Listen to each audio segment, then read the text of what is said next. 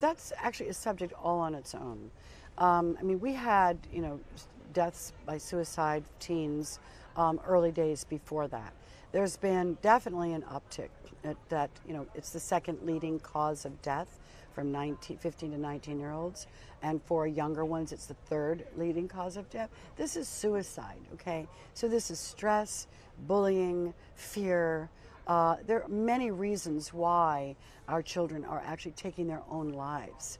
There's also depression, an uptick of psychotropics, which can also lead to suicide if it's not, necessarily diagnosed appropriately.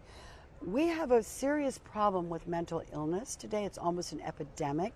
We have to really look at it, not be afraid to look at it, in order to mitigate some of these problems, right? To create a stronger sort of emotional stability, I call it, right? So, yes, there's going to be mental illness, but not where it is today. Social media has a tremendous amount to do with aspects of our human condition, of our mind, right? And keep in mind, the brain itself does not finish growing till you're 24 years old.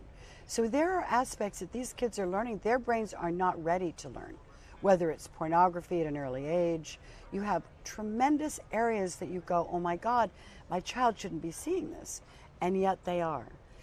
So a lot to do with changing how a child feels, also isolated. There's a business aspect to this as well, and celebrities have been weighing in a lot more recently, including Jim Carrey, who essentially said, I've sold my Facebook stock.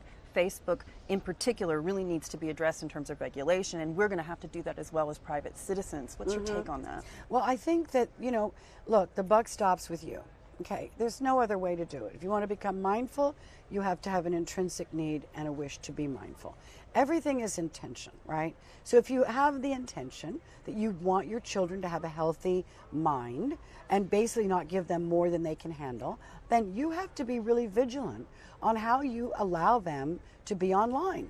That's number one. That's the first one. Number two, you have to get offline. And that means that, mommy, you have to put your phone down. You have to look at your eyes of your child when they talk to you. They have to have your full attention.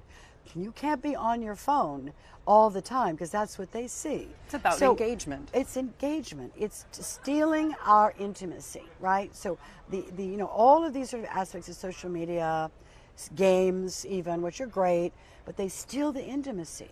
As I said to one of my children the other day, not my child, but another one, I said, look at me. I'm talking to you. Get off your phone. I want you to look in my eyes when I'm speaking to you. You matter to me.